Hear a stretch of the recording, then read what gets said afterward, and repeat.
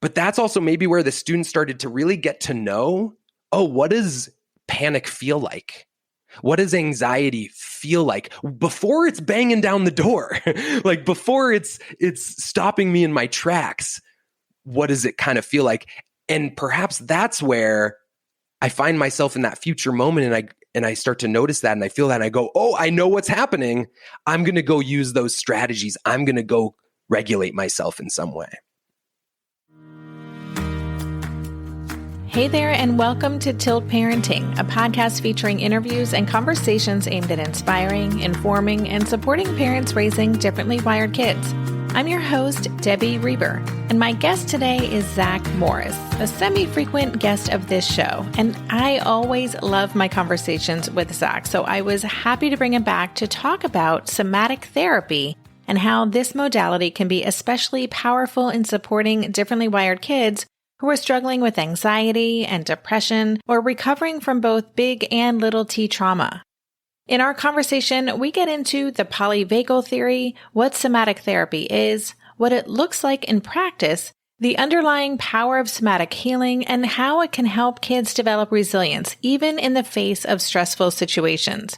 And as always, when I have Zach on the show, we talk about what can seem like heady or theoretical concepts, but in a practical, accessible way that I hope will help listeners feel not only more informed, but inspired to incorporate some of what they learned through this conversation into their lives with their kids. And a little bit more about Zach before we jump in. Zach Morris supports individuals, families, and organizations who aim to develop a greater sense of safety and empowerment in themselves, in their relationships, and in their communities. He's inspired by the science of how people learn and change, and he aims to translate this to help individuals and communities improve awareness, communication, and structural support. Zach has more than 10 years experience in the classroom, ranging from inner city public school to rural therapeutic boarding school, and from non-traditional private school to individual co-op homeschool. Today, he serves as a learning consultant and communication coach. If you're not on the Tilt Parenting newsletter, now's a great time to sign up. Every Thursday, I send out a short email that has a little personal note from me, a look at upcoming events that should be on your radar, and highlights of news items and other things that I think you might be interested in. So you can sign up for that at tiltparenting.com. All right, that concludes the PSA for this episode. Thank you so much. And here is my conversation with Zach.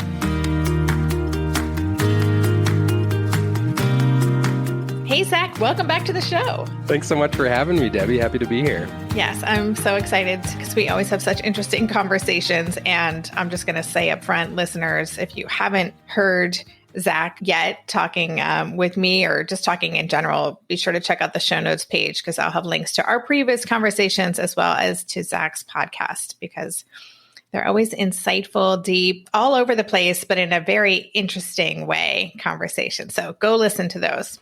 Yeah, thanks, Debbie. You're inspiring me to also have to get my podcast going again. I took a little break from it. So. Yeah, absolutely. I would love to know, kind of generally speaking, catch us up. Like, what are you up to now? What's the work that you're doing in the world?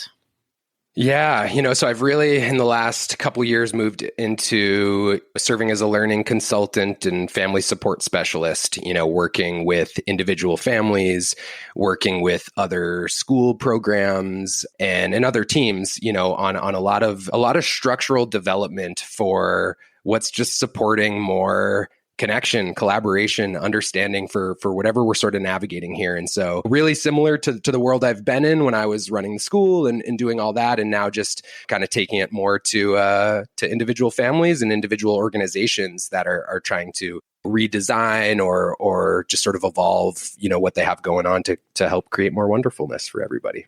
Oh, that's great. And I would love to know how you're supporting families or maybe even more deeply what you are noticing among neurodivergent kids really in response to the disruption of the past couple of years. Like what has been really showing up for you in your work and the families that are coming to you and the kids that you're seeing?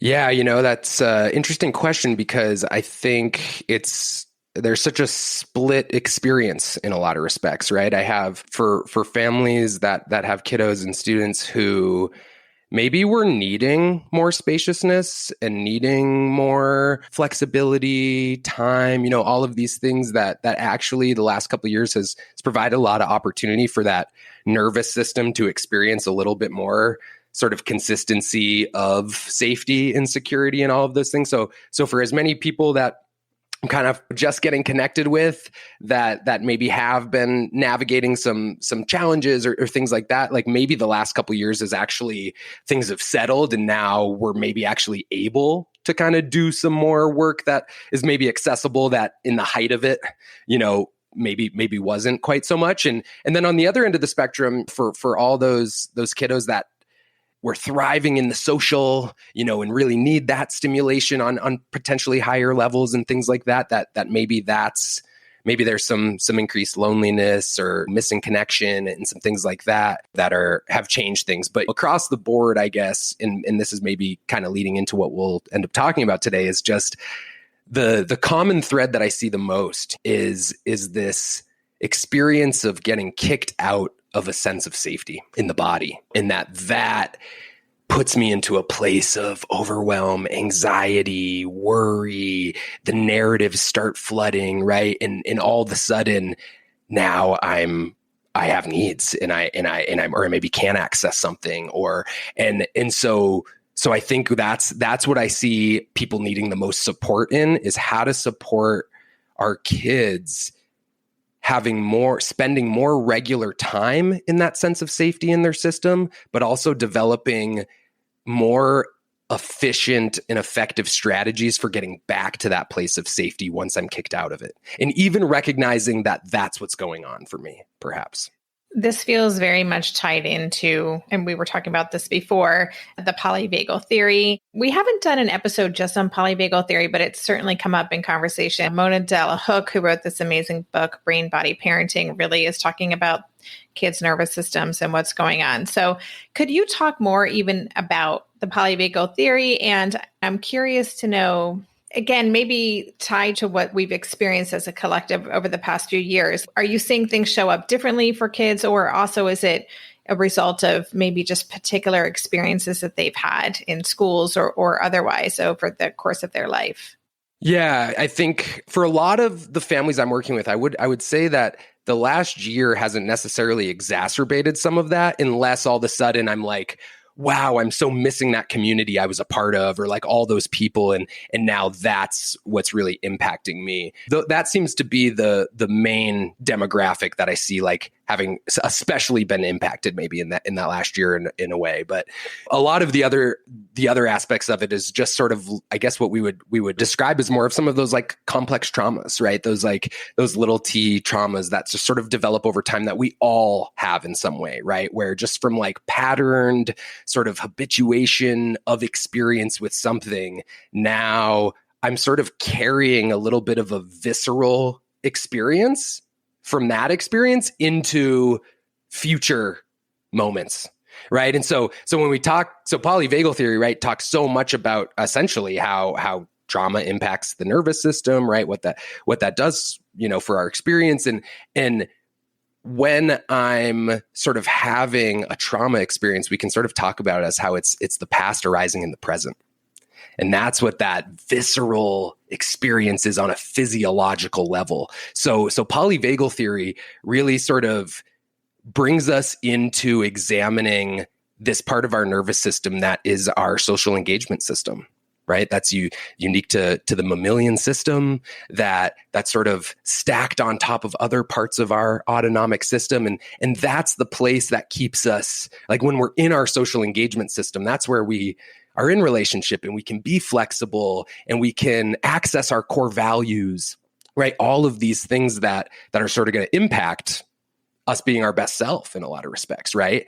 And it's when I get kicked out of that social engagement system, when I lose that sense of safety, because I'm in my social engagement system when I'm anchored in safety. And so when I lose that sense of safety for some reason, it takes me out of that. And this is where we experience the fight, flight, fawn, freeze, right? All of those responses. And there's some definite things that happen to our physiology when we're in those different brain body states, essentially, right? So we know, and there's so much we could talk about here. So I'm going to try to be really brief, but we can kind of speak about some other questions and things. But, we know things that like when I get kicked into that sympathetic part of my system, that more fight or flighty sort of energy, that really impacts how my ocular system functions and takes in visual stimulus. It really impacts actually how the sort of muscles in my inner ear start contracting and constricting to be able to take in information, right? And so it really, that directly even just changes our ability to have certain experiences. So for example, when I get kicked into that sympathetic system, my ears start priming myself to be more attuned to low frequencies of sound, because those are predator sounds. Those are sounds of danger and threat. And so I've already got kicked into that part of my system to be like, be aware of threat. There are threats out here. And so my ears actually get more attuned to being able to hear those sounds than hear things like the human voice. So that person that's like asking me to pay attention or do something, it's like I actually have a harder time hearing it. So I have a harder time making sense of it, processing it, integrating it, right? So a lot of what polyvagal theory takes us into is sort of understanding how the physiology gets so impacted by these brain body states. And therefore, a lot of the manifestations we see, they're not chosen by people, right? They're not like someone not trying hard enough or someone trying to make your life difficult. It's just like, this is what happens to the system. Like I actually may be unable to process some of this information in a certain way right now. I've never heard it quite explained that way. And that I just feel like I have even a different level of understanding of what's really going on. It's fascinating to me and makes so much sense. And I want to go back to this idea of little t traumas. We've talked about big T traumas. We've talked about ACEs, adverse childhood experiences. We did an episode last season about breaking generational cycles. So we have explored this, but I think it's interesting to think about these traumas that we may not recognize as traumas. And so could you give some examples or better explain what a little t trauma is and how those might be accumulating for our kids and we may not be aware of it? Yeah, absolutely. And I will sort of make note, I'm not, I know that's how people have kind of talked about it in the past, and I'm not sure if that's sort of still really a part of the lexicon, this sort of like little t trauma. It's just my way of trying to connect with some people's background knowledge and understanding and some things like that. But yeah, I think of it as let's take an example that maybe resonates with listeners of I'm getting driven to school. And just along the way, I'm already starting to think about what the expectations are going to be over there. And I'm sort of getting a little worked up. And I'm thinking about that I'd rather kind of be doing something else in this moment, or I don't have this, right? And all of a sudden, like just all of these narratives and thoughts that are coming from maybe whatever experience happened previously. And I'm riding in the car and we get there and I'm like getting a little resistant to get in. As that pattern continues to happen, that over time, maybe all that needs to happen is me to sort of get asked like to get ready to go to school.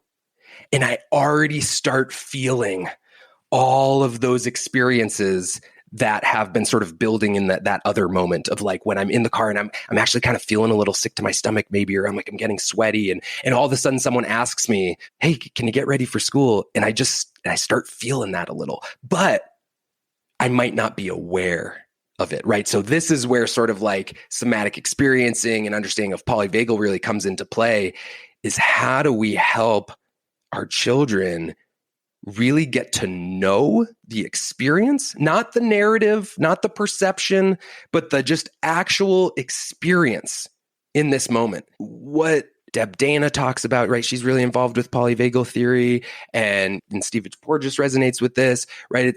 This idea that as I get to know the experience, I start to understand what facilitates it, where it's come from, and I also start to understand where I'm going. with it and what's going to bring me back to a sense of safety.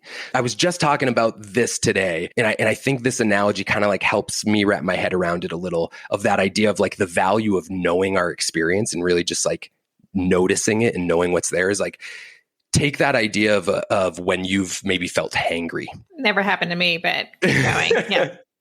Before you realize what's going on, you're maybe just like irritable and short with people and don't have it right. And you're manifesting in all the ways that you are. And it feels kind of unmanageable, right? And the minute you go, my stomach is so empty, I need to eat food. Like there's nothing, I have a headache. Like this is what's going on. All of a sudden we can settle actually for a little bit of a moment, because I'm like, I have some understanding of what's led here. And I also like, safety is on the horizon. I just need to get some food like that. That's available. That's possible. When I don't know what's happening and I'm just experiencing the narratives and the flood and the all this, it can be hard for me to number one, make sense of it and or take action that's going to help me meet my needs. So fascinating. We'll be right back after this quick break. Maybe I've watched too many seasons of The Amazing Race, but every time I have to go somewhere on the subway, I treat it like a competition. It's all about making the right gut decisions about which route will get me there the fastest. Sometimes those decisions get me where I'm going early, and other times my gambles don't really pay off. Probiotics can't help with most gut decisions, but if your gut needs a little support, Ritual has your back. Their Symbiotic Plus, a 3-in-1 supplement, has clinically studied prebiotics, probiotics, and a postbiotic to support a balanced gut microbiome. I've been using Symbiotic Plus for about 6 months now, and it's become a core part of my morning routine. I take the mini capsule every morning while making my way through my inbox, whether I'm at home or I'm on the road, because it doesn't need to be refrigerated. And the capsule itself is delayed released, which helps it survive the harsh conditions of the upper GI tract for delivery to the colon. And that's exactly where we want it to go. Ritual invested in a study modeling the human colon, which showed that Symbiotic Plus significantly increased microbial diversity and the growth of beneficial bacteria. There's no more shame in your gut game. Symbiotic Plus and Ritual are here to celebrate, not hide your insides. Get 25% off your first month for a limited time at ritual.com/tilt. Start Ritual or add Symbiotic Plus to your subscription today. That's ritual.com/tilt for 25% off. During this month of planning and organization for big transitions, rhythms and routines have been absolutely essential for our physical and emotional well-being. So Green Chef nights are reliably and predictably a good night. We know the ingredients will be fresh and prepped, the instructions easy to follow, and the meal delicious. We're all still talking about last week's turkey tacos with mango chimichurri sauce, refried beans, and Monterey Jack cheese. Green Chef contributes to a healthy lifestyle with easy and delicious menus like fresh seasonal salads and grain bowls. And with over 80 weekly meal and market options, plus rotating options to suit a variety of lifestyles, whether Mediterranean, plant-based, calorie-smart, keto, protein-packed, gluten-free, there are always plenty of options to choose from. Whatever you select, you'll get farm-fresh ingredients, organic whole fruits and veggies, and premium proteins, all delivered straight to your door. I love those 4 words. Straight to my door. Oh, and one more thing I love about Green Chef, they have an app, which means it's easy to manage meal preferences and delivery from your phone if you want to. And I, for one, want to. I am in that mode where I'm making the most of little moments like waiting in line at the pharmacy or for the F train to pull into the station to tackle all of those to-dos. So the convenience of an app is key for me. Green Chef has a special offer for Tilt listeners. Go to greenchef.com/tilt50 and use code TILT50 to get 50% off plus 20% off your next 2 months. That's 50% off plus 20% off your next 2 months when you use the code TILT50 at greenchef.com/tilt50. You mentioned somatic experiencing, and that's something when I first reached out to you, I said I wanted to learn more about and share more about to the listeners. So could you explain what that is? It's something I hear about, and I don't know that I have a deep understanding of what it actually means. Yeah, it's a modality that's used in throughout a bunch of different sort of therapeutic supports and models. And I will kind of describe to people like it can definitely be like a therapy or led through in that sense by someone. And I also think it offers a lot of philosophy and understanding for us to all utilize as we try to like support our own nervous system and the nervous system of other people. But somatic experiencing, pioneered by Peter Levine, Dr. Peter Levine, Waking the Tiger, a book of his I can't recommend enough. Somatic experiencing essentially tries to facilitate this completion of a self-protective response, like a self-protective motor response, and or releasing of like a stuck survival energy, right? So let me take us really quickly into how Peter Levine will sort of like talks about some of this somatic experiencing, because it goes all the way to like just like mammalian biology, right? He often will take you through the example of like, picture the lion chasing after the gazelle, and the gazelle gets tackled and is like about to get eaten, right? The gazelle shuts down, maybe, right? It just sort of goes off, the nervous system goes offline, it goes into that total like immobilization survival response, right? Where you might know it as that like playing possum idea, right? And the whole idea with this is that it's not chosen. That animal did not go, you know what I'm going to do right now? I'm going to shut down. It just like sort of happens to our system, right? And so that it doesn't have to experience the pain that it's about to experience, right? Now, say something else happens in like some other animal comes out and chases off the lion. And so now the gazelle is alive there, but in this shutdown state. What we see, and Peter Levine shows video footage of this, is what we see happens is the gazelle will almost start to like convulse and shake. And it will go through this like shaking experience on the ground maybe until it then just gets up and runs away. And he talks about that shaking, that's the discharge. That's the discharge of the stress response. And he sort of talks about how in our modern life, our stressors are not quite like that. Our stressors are not this like, a surge of stress. And then like we were right back to safety and we were able to discharge that. Like instead we have like the worry of that, oh yeah, a work project that's due for the next like 6 months, or the child that's like the teenager that's worried they're never going to be able to buy a house when they're older, like whatever those hums of stress are. So it doesn't have that very finite start and end point, right? And so he talks about how because of this also we're just not discharging a lot of this stress. It's really just getting kind of trapped in the body, you know? And so he talks about how that discharge is necessary for then, you know, the term in the sort of like biology world is pronking, to then sort of like run back off into life and get back into there from a regulated place, right? And so the whole idea is that we will get back to a place of regulation always, because that's honestly just a matter of time, right? That's just how the system works. We could get really worked up. We could go scroll on the computer for 20 minutes, and eventually we're going to get back to feeling kind of regulated. Now, the difference there is I didn't really move through it. I didn't really discharge any of it. I just sort of like distracted or disassociated. And so it helped. It was like a strategy in that moment. I got some needs met. I got back to a place of regulation, but I didn't build any resiliency for a future opportunity where that happens again. So that's what sometimes we're seeing as parents, where it's like, wow, every time this thing comes up, we're just right back into that big expression, that dysregulation. And it just sort of is like this revolving door. Like we're just always back there. And because we as humans will find strategies that work for us, but that have maybe ease, don't take lots of exertion, right? Whatever. And those can just become sort of like the self-soothing techniques, right? That get us through it, different than maybe the like self-regulating sort of techniques that actually help us move through it, discharge it, and develop more resiliency around it. So if it's not discharged, does it accumulate? Can it build and become more and more of an unresolved issue? I think we become more patterned in it, essentially, right? Like we become maybe perhaps a little more sensitive to it. That's where the sensitivity can develop over time, right? Like perhaps the longer that thing goes and the more I'm triggered by it, potentially the more either maybe the more hyper or hyposensitive to it, right? This could happen that I could get really hypersensitive to that thing, or I could start to actually slip into that more like shutdowny energy around it all and just get more apathetic or just get more isolated from it.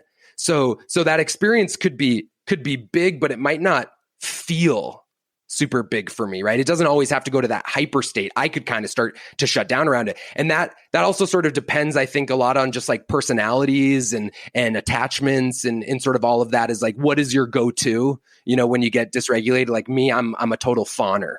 Like that's like when I get dysregulated, I go to that place of fawn, right? Some people, they're maybe more likely to go to fight. Some people are more likely to go to freeze. Like, and so it kind of depends, I think, on the person too, of where that starts to go. And maybe over time, and I'm kind of just sort of theorizing myself here, that maybe is what moves us more into maybe continuing to have hyper experience with that, or actually starting to move the opposite and kind of have like, oh, it doesn't even really matter to me. I'm just numb. I'm numb to it at this point, kind of, What does discharging then look like? Is it shaking? I'd love to know. And maybe if you have an example of what it looks like when you work with a kid to go through this, I'm so curious.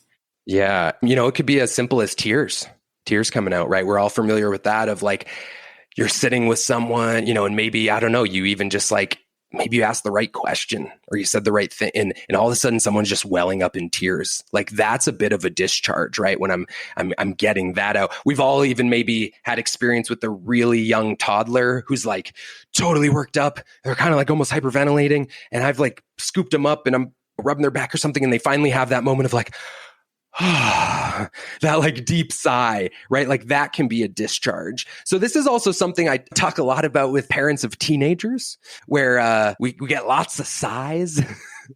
We get lots of like, maybe things like that.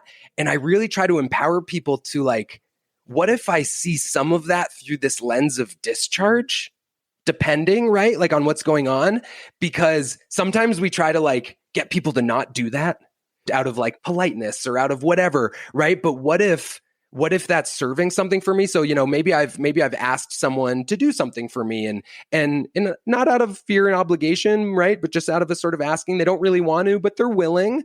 And so they sort of begrudgingly are like, fine, and it's like, how worked up we could get about what's respectful and what's, rude and all those things. But what if that's actually just like a discharge of some a little bit of stress right now that I'm getting out to go do the thing. I said I was going to go do it, and so I'm trying to look for also those other things that I might not at first see that way, but go, maybe there's something there. Maybe there's some discharge going on there. Right. And this is maybe simultaneously discharge, but also could be this, the other side of it too, was this like, completing the self-protective response, right? So let's talk maybe like a bigger trauma, for example, for a moment of maybe someone, maybe a student at school once or with a group of people,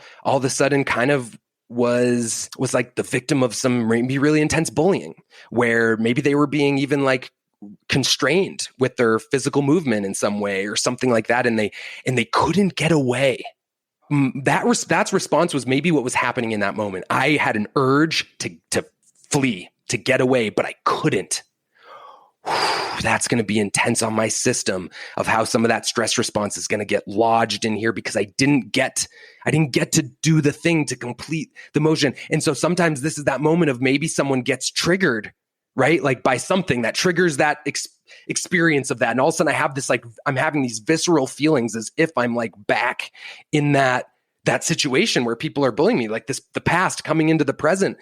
Somatic experiencing is also the thing that might try to get someone to like, oh yeah, get away. You can run away from this space right now. And literally like in that moment of feeling it, trying to get them to go do that thing they couldn't do in that moment, to try to like get it, finish that that completion of that motor response that didn't get to happen, but is impacting me on really deep visceral levels right now. And so again, that could kind of be both in that sense, where like it could just be explosive movements in some way, right? Discharge could come in a lot of physical ways, but it might also, depending on what some of my traumas are, it could be that there's maybe just some other movements that were trying to happen in some point, but couldn't. Peter Levine tells this whole story of like when he got in like this car accident, and everybody wanted to like keep him not moving, right? And get him on the stretcher and do all these things. But he was saying like he needed to move. Like that was him discharge. Like, and so he even kind of goes into saying like all the ways we actually try to, and obviously there's all kinds of medical considerations and things to think about, right? But he sort of talks about how in a lot of these environments where we're trying to support people, sometimes we're stifling that motor response that needs to happen to get the energy out to discharge it. Wow, this is so fascinating. As you were talking, even that story you said about tears, just earlier this week, I was on a call with a bunch of colleagues and someone said something that just, and I don't well up often, said something that really just resonated with me and just like I got hit, right, with this sentiment. And I instantly had tears welling up and I didn't know any of that was there. So that was, now hearing you explain it, that was obviously a release of something that I've been that's in my system that I hadn't made that connection. And so, you talked about the sighs or the grunts or these things. So more than us being aware, if our kids are doing that, is it helping them also connect the dots of what they're doing to kind of the why, the underlying why behind it and how that could be helpful? Like, do we want them to connect the dots?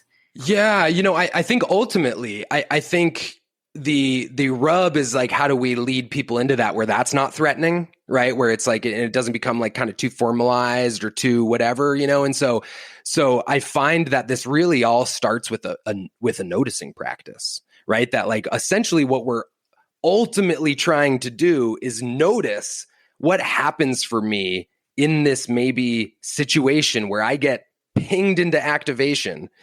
And I'm trying to notice, like, what is happening in my chest here? Like, what is going on in my stomach? Like, what do I notice, in my temperature, right? Like, so that I can tune into that and get back to a regulated place via my body and my sensory system, right? Now, you can imagine trying to lead people into that have maybe a small window of tolerance or are experiencing lots of this or just kind of are in chronic stress places that could be just as threatening to try to, lead someone into noticing what's going on for themselves. And so we can kind of take it to really beginning places of like, well, what is safe to start noticing? Like, what can we start anchoring in, right? And so I'm often trying to lead students into maybe just noticing tangible, concrete anchors that are in the environment via the sensory noticing, right? So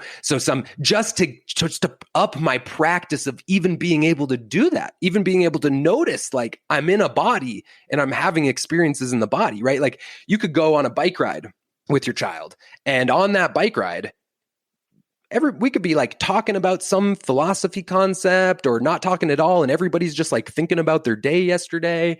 And therefore like, it's not that that's bad, right? It's also not super present for my sensory experience. Like when I'm in the mind and I'm in the thoughts, like I am not experiencing present sensory things really. I'm experiencing them. I'm not aware of them. Right. And so the whole idea is bringing the awareness to it. So I could also be on that bike ride and I could be noticing what the wind feels like on my skin. I could be noticing what my feet feel like as I'm taking each pedal. I could be noticing the birds that were up on that tree.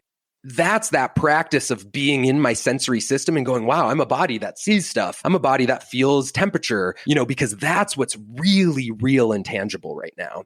And when we're in that space, when it's safe, when I can notice that and not have that trigger some other sort of activation for me, like that's where I experience a sense of safety also too, right? I'm not going to think myself back into the sense of safety. I'm going to more like notice myself back into a sense of safety.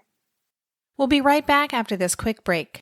Hey there, it's Debbie. I love making this show and sharing conversations about how to support our awesome neurodivergent kids. I've seen how even one little insight from an interview can spark a big shift in daily life.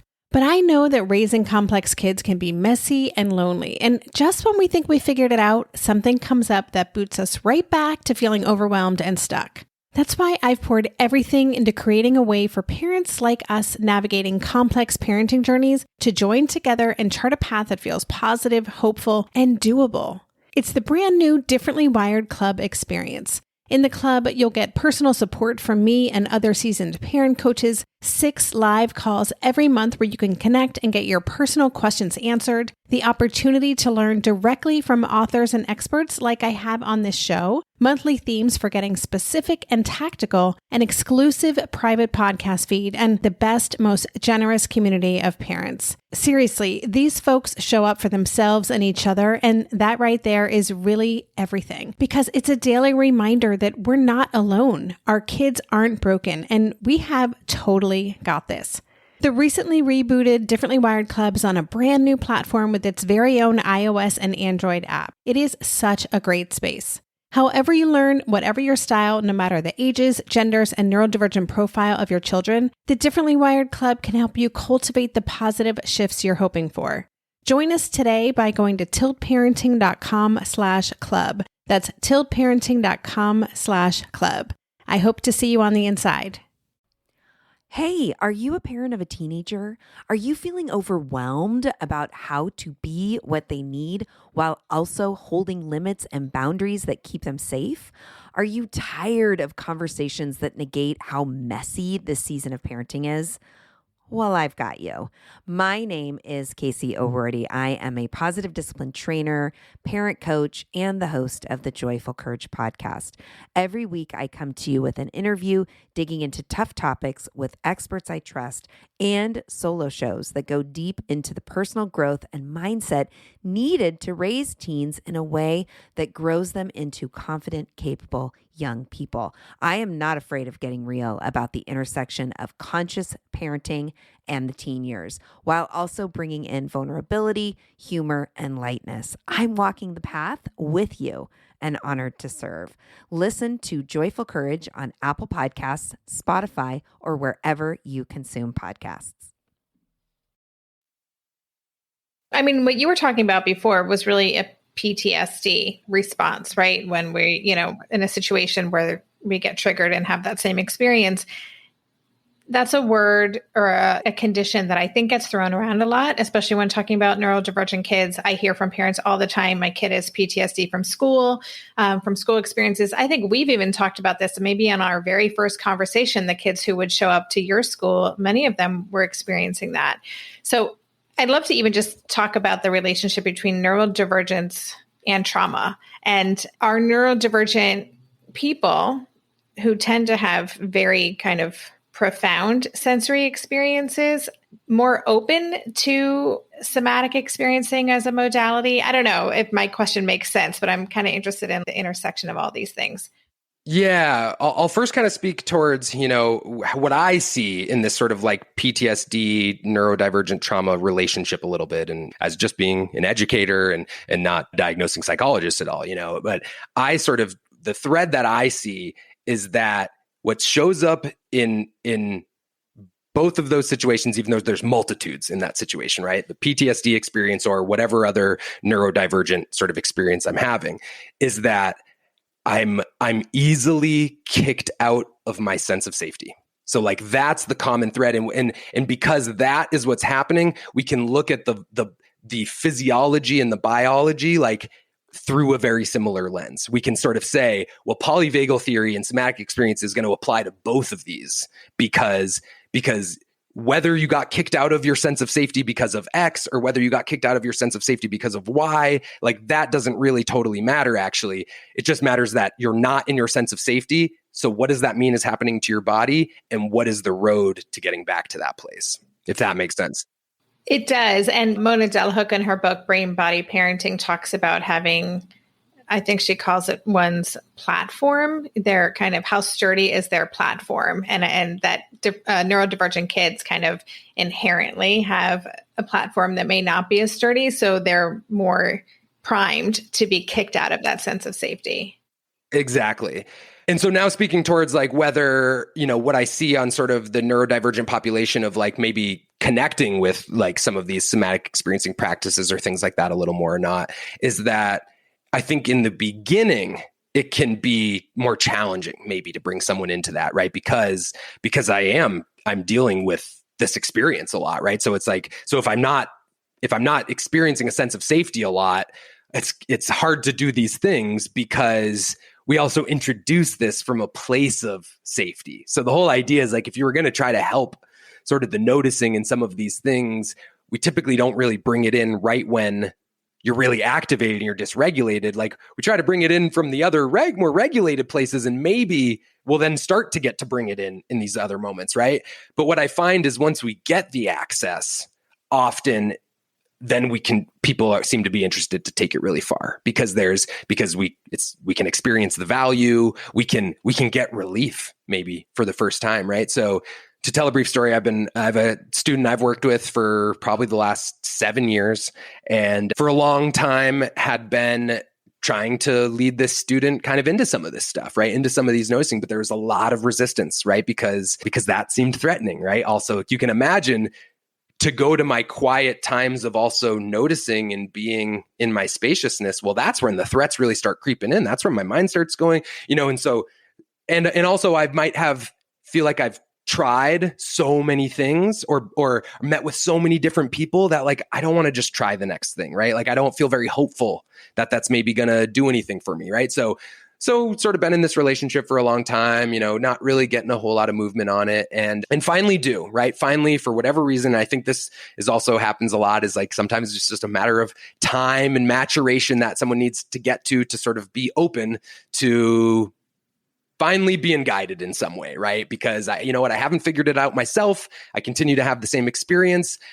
This person in front of me continues to be safe. So why not say yes at this point, right? And so finally we say yes, right? And we just start doing some of that. We just start doing some really basic noticing from a regulated place. This is where I'm like leading this student through doing some like body scans, right? Just kind of like mentally trying to tune in to sensations they're experiencing maybe, while I'm just like leading them through some brief things, maybe for like 2 minutes, literally like 120 seconds, right? So that it doesn't get too much, right?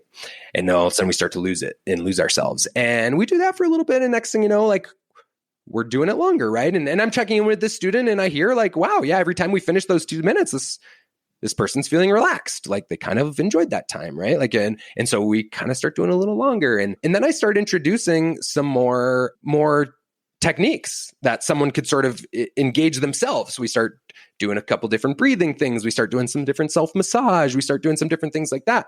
And I hop on a call with this student, weeks later, and he tells me, and, a student totally on the web of neurodiversity, right? And this student tells me, I basically stopped a panic attack this week using some of the strategies we've been doing. And it was like, wow, this is where I was hoping we'd get to and where I was so confident, right?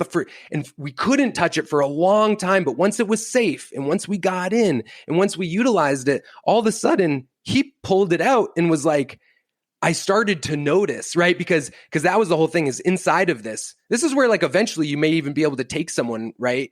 Doing this enough, I might have been able to with that student go, and what do you notice in your body when you think about having some math homework to do? Or what happens in your body when you think about gym class or whatever that is, right? And all of a sudden, like, yeah, maybe some of those sensations start coming back and I start to tune into those. Well, now I'm starting to get to know them in a much safer place also. Because like I could help co-regulate in some other ways, right? So obviously we don't want to rush too far too fast into something like this, right? But that's also maybe where the students started to really get to know, oh, what does panic feel like? What does anxiety feel like before it's banging down the door? Like before it's stopping me in my tracks, what does it kind of feel like? And perhaps that's where I find myself in that future moment and I start to notice that and I feel that and I go, oh, I know what's happening. I'm going to go use those strategies. I'm going to go regulate myself in some way. So a lot of things came up for me as you were sharing that. First of all, 7 years. And I'm also reminded that one of our podcast conversations was about how do we help a child change their worldview? And the whole theme was that this is the long game. So I love that example. And now, as you were just describing, I mean, what an incredible breakthrough. And I can imagine how that felt for you to know that this kid tapped into that skill and was able to stop a panic attack.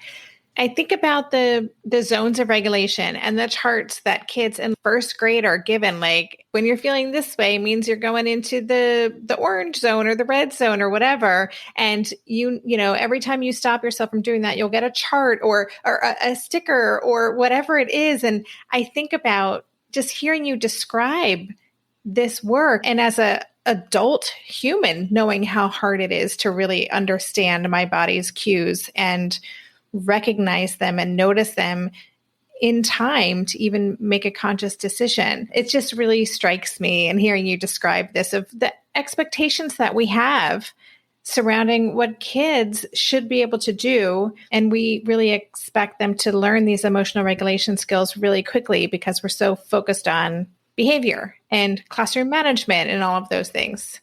Yeah, exactly. And how actually, as we take kids into that, we can make, I think, experience one-dimensional a little bit instead of having duality, right? So if we think about those zones of regulation, it's like, in a lot of respects, that someone has to choose. Like, I'm in one of these only, right? Whereas like I could be having seemingly red zone experience in something, but I could also be grounded in a different zone simultaneously somewhere else, right? And am I led to notice the duality, right? So sometimes when I'm trying to help students maybe notice those sensations of discomfort or some of those sensations, I'm also maybe simultaneously then trying to bring someone to notice maybe there's a place of comfort too, right? Like it's not all just that. Like I'm not all red zone, maybe, right? Like and so that maybe doesn't totally represent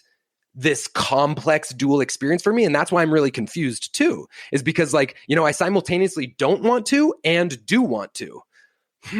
So I'm maybe simultaneously like really worried and kind of excited, you know, and like where does that put me, you know, and how do I sort of tune into both and then decide what I'm going to do with either of those experiences, essentially? Or maybe they're super related. Maybe I start to get to know that sort of stomach gurgling a little bit that I thought was all fear and worry, but now I start to come, but that version of it is like excitement, right? That version is actually like, I'm getting giddy. And so that would be good for me to know, perhaps, right? The difference between those things. So I'm not just maybe reacting from one of those places. So then what I'm hearing is that this is a way to process trauma, whether that's even big T or little t trauma, but this is a way to process that, to learn how to discharge, to learn how to better connect with your experience, with one's experience in their body, and identify what's happening. What does this look like down the road? So it's also, I imagine, about being able to navigate the world in a way where you're just kind of, there's real communication happening internally. What does it look like? I think what it looks like is giving ourselves more opportunity to sort of pause and have understanding, and then make a decision that feels like it's coming from a place of like being empowered, not just a place of reaction, right? So I've probably had many of these experiences, you know, recently, but I'm thinking back to last week of my boys being upstairs, you know, playing whatever they're playing up in the room, and I hear some conflict happening, right? And I hear some and some patterned conflict, like things we've been there before. We've talked about listening to each other's no's before, right? All of those things. And I just feel this like flood in my body, right? To like take action and to go like intervene. And I almost do, right? I almost like catch myself as I'm like running up the stairs. And And I go, wait, let me, like, what's happening here for me, right? And I'm able to like tune in to like, whoa, like that just like got my chest race, like heart racing a little bit. I just like felt this surge of energy. Like, that's my cue, not to necessarily go up and intervene and do something. Like, it could be, they could need that support, but that might just be my cue that like, I got really frustrated that that's still a conflict that's happening, or I got really worried that they're not going to figure this out, or I got like scared someone was hurt even though they weren't, right? Or whatever that is. And so instead of rushing up in like having some intervention, and saying something or whatever I was going to say, like, well, it's not that I just went and sat back down on the couch because I wanted to like still check in with people, but it totally changed everything when I was realizing like, wait, so much more of what's igniting this energy for me is just like this discomfort I'm experiencing right now. And I'm going to try to go like exert some power control so that I can feel better.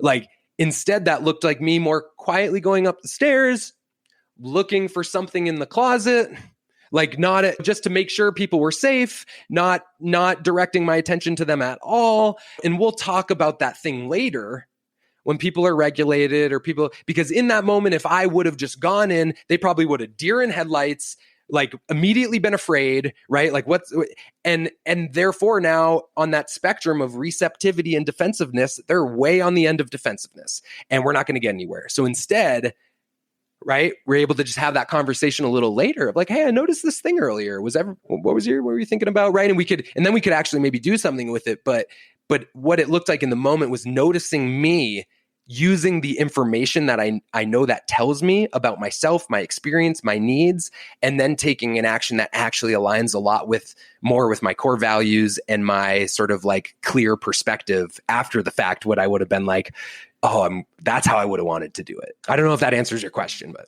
Yeah, I mean, it sounds like a superpower, really. I mean, the question, now we're shifting to the adult experience, the parent caregiver experience here, but that's a question that comes up all the time.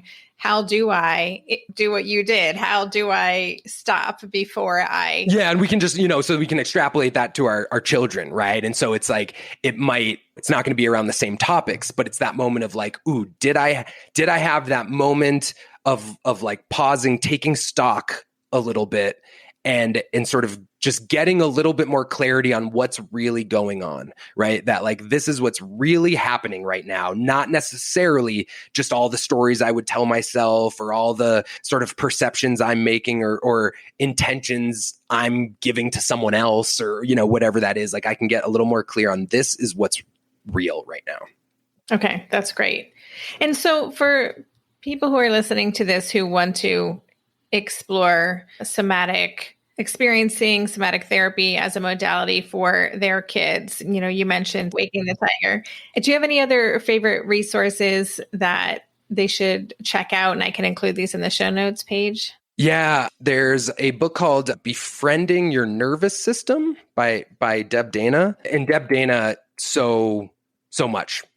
She's really taken polyvagal theory into sort of practice of, she's an LCSW, like therapy practice and sort of that whole world.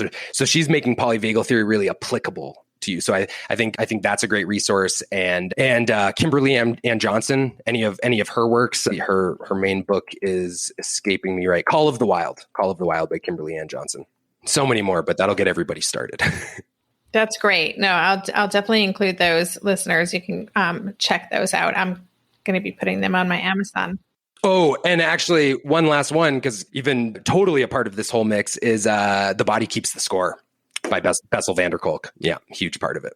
Awesome. Well, is there anything, I mean, I have more questions, but we've talked around so many things, and I feel like this is a really good introduction to this topic and to just this idea of the power, of helping our kids really tune into their bodies and what that might look like. Is there anything that we haven't touched upon that you think is really important that my listeners know about? I think the connection that this has to neurofeedback. So I think that for for the people that we're really struggling to help them like start in on some of this process, like start in on a noticing process, really start maybe being guided in any way, because it's maybe just all too much, right? I work with some of these families where it's just like, we just can't seem to maybe offer much without it getting dysregulating and activated, right? Is that neurofeedback is sort of being seen to maybe help people kind of get over that initial hump of just the sort of like stress release a little bit, so that then maybe we can actually access some more of this work. And so if you or your, people in your family are noticing you're really at that just super beginning stuck point, I would maybe encourage people to also look into some neurofeedback stuff. Okay. That's really helpful.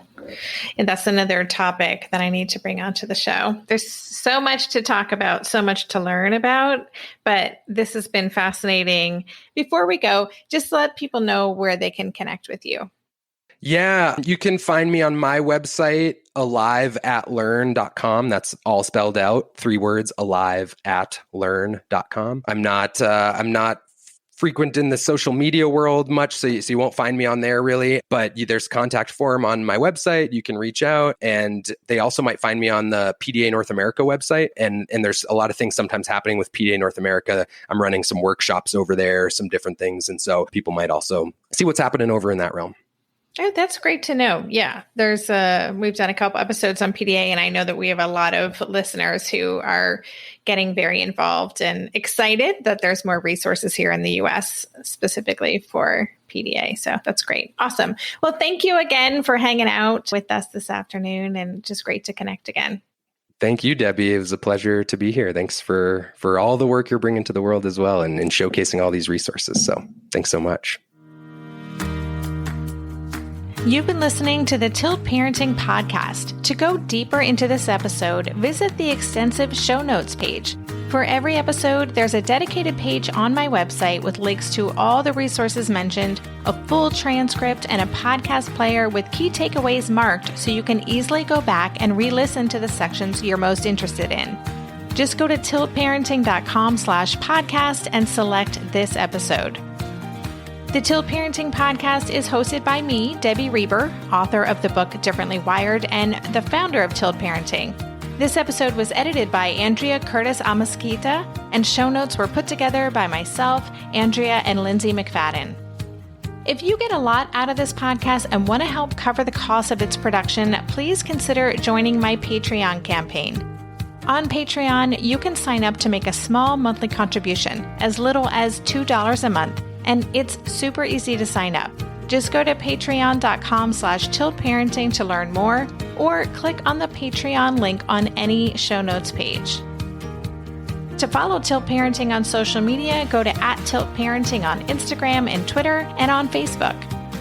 Lastly, please help this podcast stay visible and easily found by the listeners who need it by subscribing and leaving a rating or a review on Apple Podcasts or wherever you listen to podcasts. Thank you so much. And that's all for this week. Stay safe, stay well, and take good care.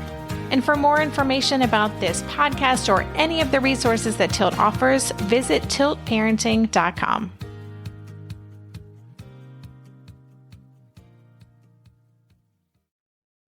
Are you overwhelmed by the things that get in the way of you doing what you want to do? Are you looking for ways to simplify life to better align with your values? Do you want to create space in your schedule so you have room for more of the good stuff? Play, joy, relationships, gratitude, and more? If you answered yes to any of these questions, I invite you to check out Edit Your Life, a podcast to help you edit the unnecessary from your life so you have more room to enjoy the awesome. Through episodes with me, Christine Coe, and a range of super smart, compassionate, and thoughtful guests, you'll come away with big picture insights and practical ways to declutter your home, schedule, and mental space without getting bogged down by perfection.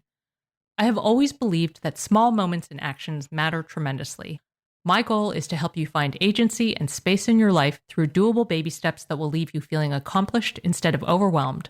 Check out Edit Your Life wherever you enjoy your podcasts.